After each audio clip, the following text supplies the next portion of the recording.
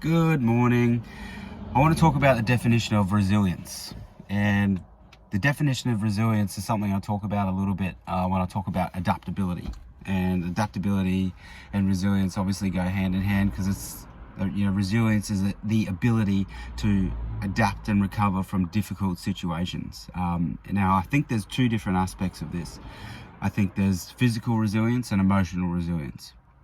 I'm going to tell a little story just as my example of this, both in the physical and the emotional resilience side of things. And I guess I'll dive into the emotional side of things first, because there's situations that you come across in life and you come across them all the time. And I mentioned a bit about this yesterday in a video, and it's about just roadblocks and hurdles that you face in your life, right? You're heading a certain direction, and then something gets thrown in front of you and brings you to a grinding halt. And you've got to figure out how to be adaptable to that situation and work around it, and not let it just shut you down and stop you in your tracks, basically.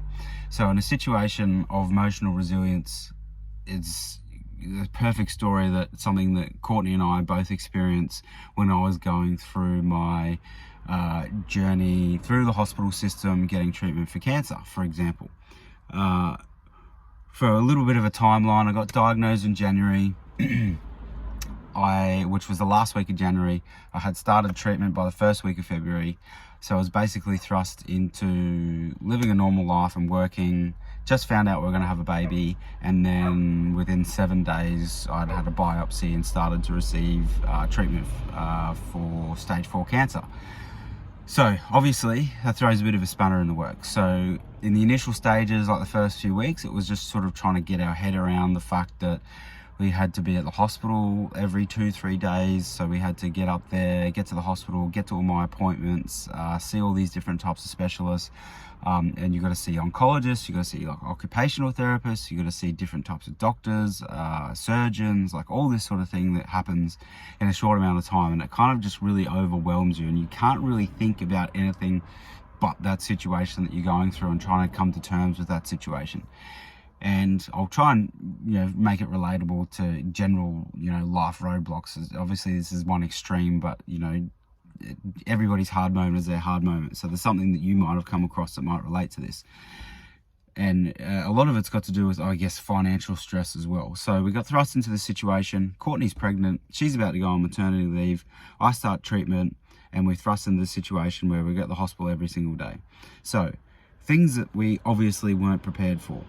The financial strain of having to go through something like this. One, because Courtney, like I said, was about to go on maternity leave. Two, I was a subcontractor, so I didn't really have like a consistent kind of wage coming in. We had a little bit of savings, but not much at all. So we had to go and sort of raise a bunch of money through this whole process to try and get us by in those initial stages, which was fantastic, and a lot of people contributed to that, which was great. So we had like midwife appointments, oncology appointments, doctor's appointments, surgeon's appointments, all types of appointments. You get doctor's appointments in between that, treatment, stays in hospital.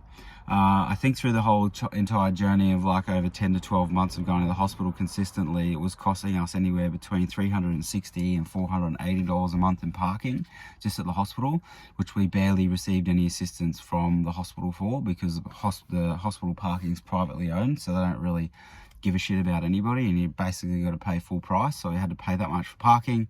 I had income protection insurance. The claim I put in February, I did not get my first income protection insurance payment until the end of November. So that was over 10 months that I went without getting any type of income protection insurance claim money coming in. Centrelink wouldn't help us out because Courtney was on maternity leave, so they're already paying her money, so they wouldn't pay her a carer's wage. They wouldn't pay me like a job seeker wage because I wasn't actively seeking work. But they did, towards the end of the treatment, give me a situation where I got on a job seeker with a medical exemption, but that didn't come until like 6 months after I had done my treatment, when I was sort of trying to get back to work. So I got no payments through that time.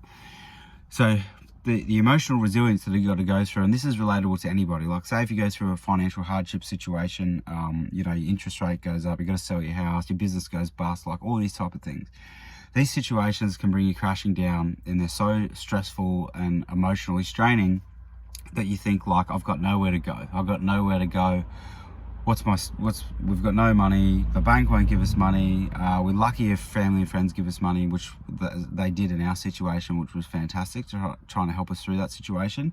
But that's just as as emotionally draining, because then you're putting stress and pressure on your family as well, which is not great.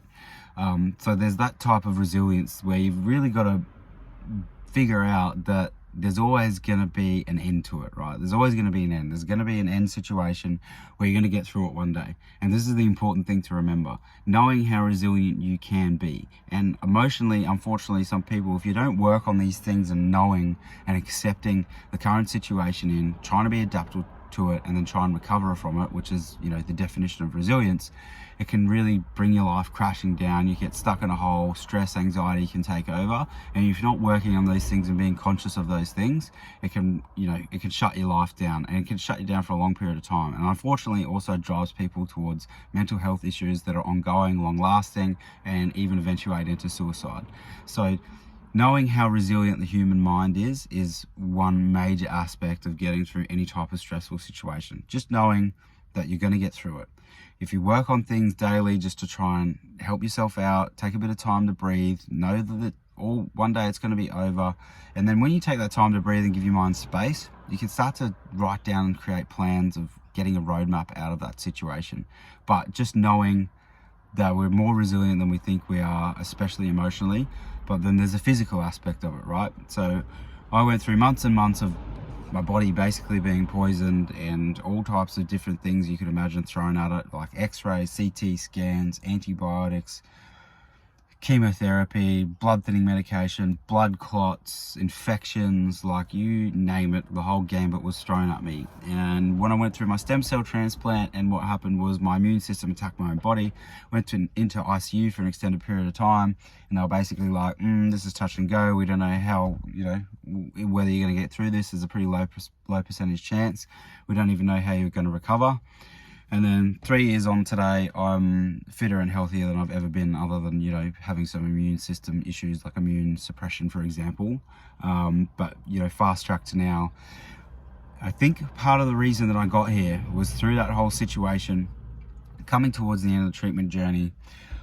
Before I'd started the treatment journey, I used to speak badly to my body. I used to be like, I've got these immune issues. I'm always sore. I'm always this. I'm always that. And I used to have this tone where I thought my body's just going to break down on me one day. So it's no wonder that, the physical result of that was me getting a chronic illness. But when I got towards the end of the treatment journey, I started to become so thankful and grateful for how resilient my body is. And this is one thing that I've stressed in the past, and I can't stress enough now. And the reason it's kind of triggered me to want to talk about this today is I've had like an organization, the Cancer Council, reach out to me. Obviously, you would know if you follow my journey, I've got an ABC documentary that sort of talks about the entire journey that I went through. I got an email from ABC yesterday saying, hey, your video has now got 250,000 views, and it's just going up by like 10,000 a day or a week, basically. Now we're having places like Lymphoma Australia and Cancer Council kind of reach out to us saying they want to use your video to help educate and other people and use them as case studies.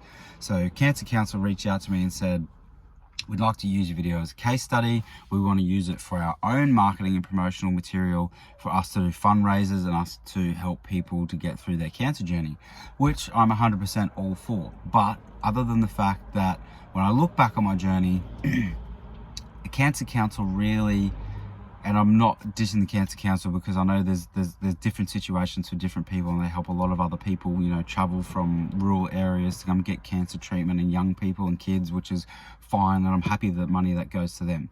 In our situation in particular, we didn't get any support from the Cancer Council through the entire journey.